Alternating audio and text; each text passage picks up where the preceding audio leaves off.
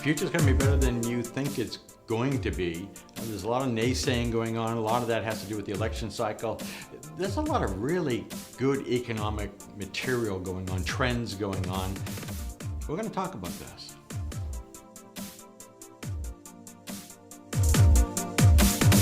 This is Chris Downs with IMTS TV. We're at the 2015 Global Forecasting and Marketing Conference.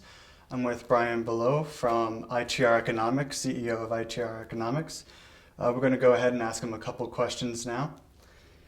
Both Oxford and ITR are looking at 3 to 4 years of growth in the future, followed by a downturn.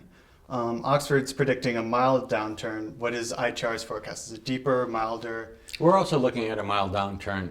I wouldn't go out 4 years, though. I think 3 years is the safer side of that range. And it should be mild because the U.S. consumer is in very good financial shape, and that's not likely to seriously deteriorate between now and then, even with interest rates going up. Okay. And why 2019? Why is that kind of the target date in a lot of these forecasts that we're getting? What's happening that... Well, there's a nexus of several different trends that could contribute. It's difficult to be causal about a lot of things this far out. Mm-hmm. But the Federal Reserve is certainly telegraphing that they intend to raise interest rates up to 300 basis points, maybe more, between now and 2018. And that changes consumer behavior.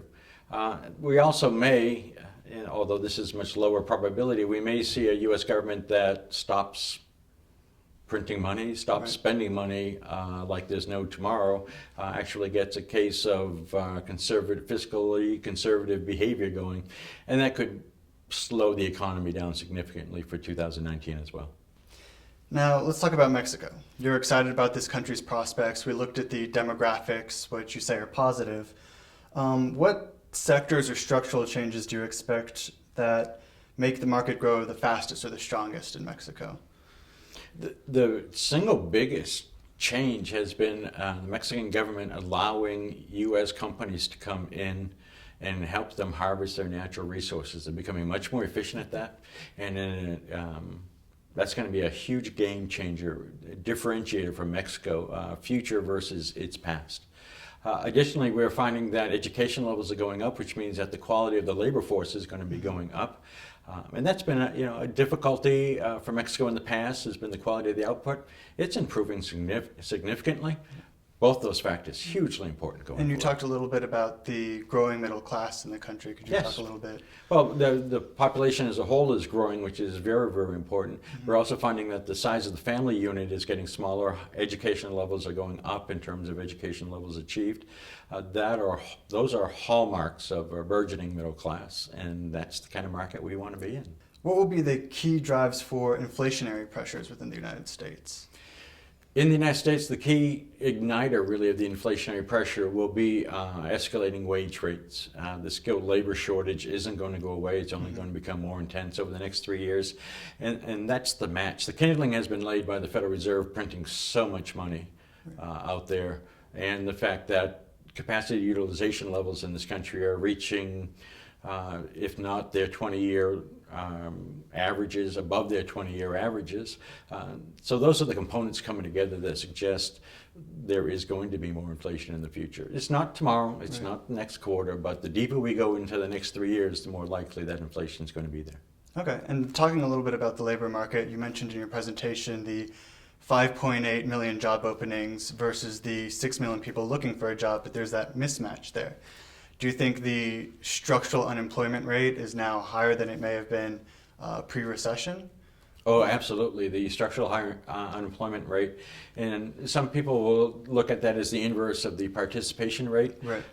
You hear people talk about the low participation rate. That isn't going back to pre-Great Recession levels because those people are structurally unemployed and they don't have the skill sets that we need, and or they're in the wrong geographic markets and there's an unwillingness to move to where we need them.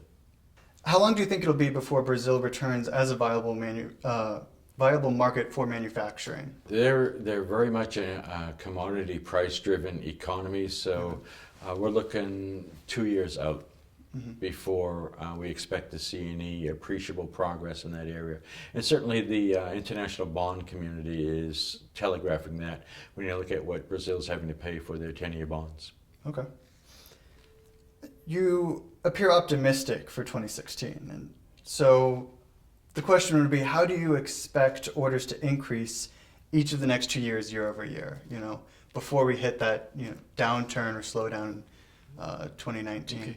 Okay. You call it optimistic, we call it realistic. Okay. And the reason we expect that's going to happen is because the U.S. consumer is doing their thing. They're consuming and at healthy enough levels that the overall economy is going to grow. And also because the onshoring or the near-sourcing phenomena is going to continue. Right. And that's going to be a boon to members of AMT here in North America. It's not like they have to go far afield to take advantage of that trend. We're seeing more stresses in terms of capacity utilization and desire to invest in the future in places like China, where they have grossly overcapacity in so many different areas that it's going to take a government edict for reinvestment rather than any economic logic in investment in that area. That's not going to be the case in the United States. It's going to make dollars and cents logic to do so here. Right. You mentioned two other dates in your presentation, 2030 and 2036. Could you expand a little bit on what you were talking about? 2030 is when approximately we think the U.S. is going to be slipping into a Great Depression, driven by the size of our national debt and an inability to cope with that, demographics and healthcare costs that will continue to rise between now and then, despite Obamacare. And if it starts here, it's going to go global. Right. But it's going to be compounded by the fact that in Germany, their demographics are so bad that they're not going to be able to bail out Western Europe in the future, and that'll be an exacerbating factor to that whole business cycle that begins in 2030's decline. 2036 I mentioned because that's when the majority of baby boomers will have passed away.